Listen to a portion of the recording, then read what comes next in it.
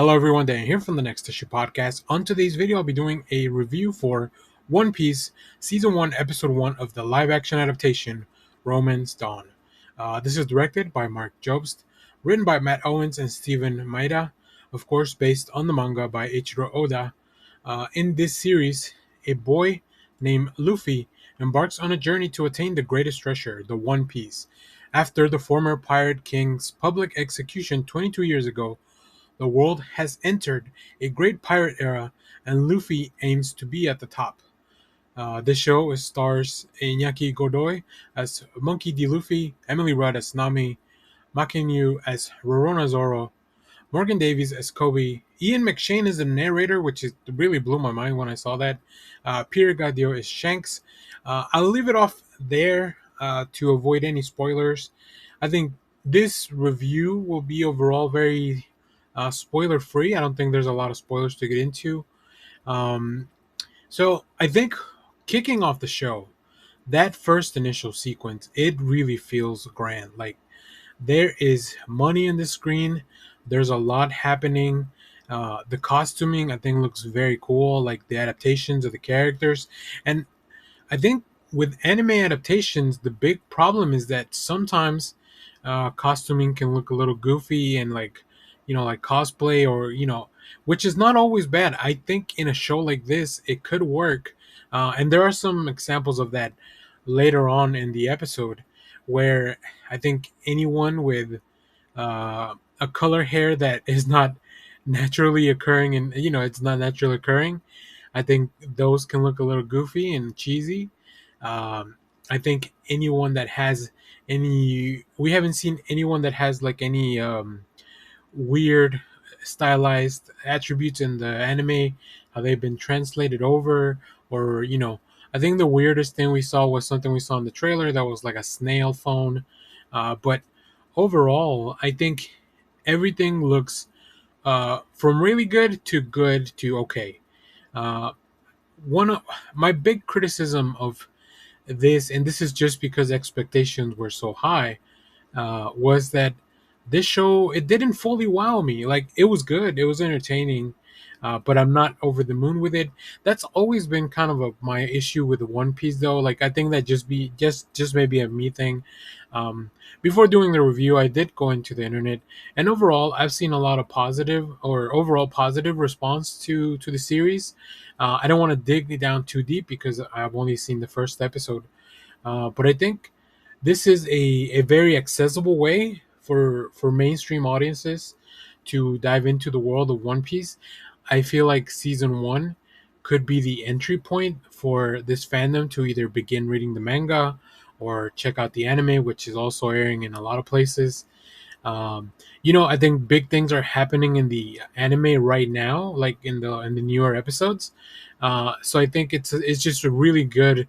It's been a good month for One Piece. So I'm very happy for Oda. I'm very happy for anybody, like all the fans that you guys are eating good. So definitely wanted to. I think it leads to a lot of people wanting to be part of that and feel themselves involved with that. So yeah, it's been a very interesting time for One Piece. I think the show is just a really fantastical blend of all the action that comes with this pirate story and this open world where things are incredible, but it's also a comedy because it's a lot of fun. Like there's some really comedic moments. I think Inyaki's charisma really permeates through the screen. I think he's doing a very good adaptation of Luffy. From this, from the little I've seen, I have read volume one of the manga, which pretty much covers what we covered in episode one. Hence the name being the same. Roman's Dawn is also the name of the first volume. At least the way it is now. I don't know if that's always been the name. I would hope they haven't changed the name, but the show has a very good pacing. It has a really natural flow of like flashbacks where we get to see Luffy when he was a little boy, and why he wants to become a pirate and the Pirate King later on, and kind of his mentor. We aren't fully there yet. I feel like we're going to have more flashbacks. So that was really cool, though. It was really fun to see. The young actor who played young Luffy did a fantastic job. I didn't get his name down for the review, but he did a bang up job. just showing that frustration of being this young boy who has a dream and nobody kind of and people aren't taking him seriously. Um, on top of that, I think other performances that I really enjoyed, Emily Rudd as Nami. I think she's great as if we're going kind of like by their character types, she's great as the thief. She really brings that smooth talking, kind of like trying to get into different places. And of course, she's very good looking, so like she always uses that as well, to her advantage. So that was really fun. And of course, Mangekyu just Makingyu as Zoro, one of the coolest characters in One Piece, bar none.